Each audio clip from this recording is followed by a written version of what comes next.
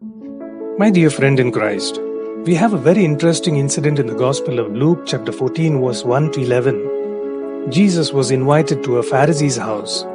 Since it was the Sabbath, the food had been cooked the day before the Sabbath and kept hot till the Sabbath. Because cooking was considered work, it was considered labor and was forbidden. Many devout Jews still follow this practice. During the course of the meal, Jesus felt sympathy for a man suffering from dropsy. It's a kind of sickness, a distension of the abdomen with water, usually because of a liver and kidney infection caused by frequent attacks of malarial fever.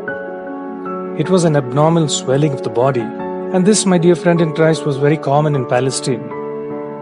Jesus asked the lawyers and Pharisees whether it was lawful to heal on the Sabbath.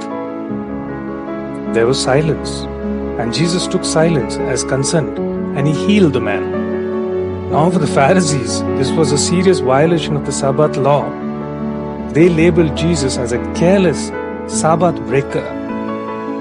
Jesus challenged them, asking if they would not save their son or an ox on a Sabbath if the child or the animal had accidentally fallen into a well. It was a very thought-provoking question for which the answer was yes, but they remained silent. My dear friend in Christ, it is important to know the purpose of the Sabbath. The Sabbath was intended by God to be, first of all, a day of worship and of praising and thanking God for His goodness, His providence, His mercy and His blessings. Secondly, it was a day for teaching God's law to the children. Third, it was a day of rest from normal work. And fourth, it was a day for socializing with the members of the family and neighbors. And finally, the fifth purpose, a day for doing works of charity in the community.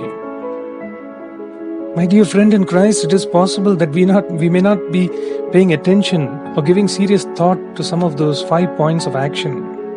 We sometimes feel so uncomfortable, so uneasy if we missed a Sunday service. But do we feel the same discomfort and uneasiness when we have not loved or forgiven or understood someone the way we should? Maybe someone in the family, someone in the neighborhood, someone in the community or at the workplace needs your attention. The real observance of the Sabbath is when we are right with God and right with one another in worship. Let's think about the story of a young man with a knife in one hand and a small mat under his arm. He was chasing after an enemy to murder him. Suddenly he heard the call for midday prayer. Like a deeply religious man, he stopped, rolled out his mat and began praying. And my dear friend in Christ, after praying, he rolled up his mat again, took up his knife and went desperately searching for his enemy to murder him. I think that drives home a very important point. Think about this. May you have a good and godly day.